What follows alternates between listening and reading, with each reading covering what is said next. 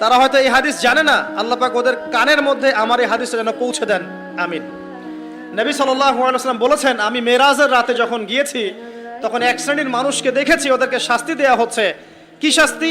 জাহান্নামীদের রক্ত এবং পুঁজ ওদেরকে খেতে দেয়া হচ্ছে। জিবরাইল আলাইহিস সালামকে জিজ্ঞাসা করা হলো যে এরা কারা? তিনি বললেন, এরা আপনার উম্মতের সেই সব ব্যক্তি যারা মাদকদ্রব্য সেবন করত। আল্লাহ রাব্বুল আলামিন তার হাবিবের মাধ্যমে জানিয়েছেন, যখন কোনো মুসলিম মাদক সেবন করে বা কোনো ব্যক্তি মাদক সেবন করে তখন 40 দিন তার নামাজ কবুল হয় না। এরপর যদি সে তওবা করে তাহলে আল্লাহ পাক তার তওবা কবুল করবেন ইনশাআল্লাহ। যদি সে আবারও মাদক খায় তওবা করার পর, আবার 40 দিন তার নামাজ কবুল হবে না।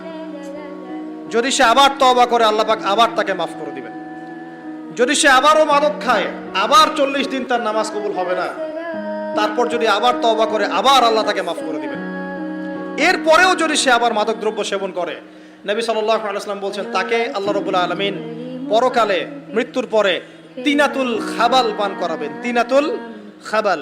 জিজ্ঞাসা করা হল, ইয়া রাসূলুল্লাহ, তিনাতুল খাবাল কি জিনিস?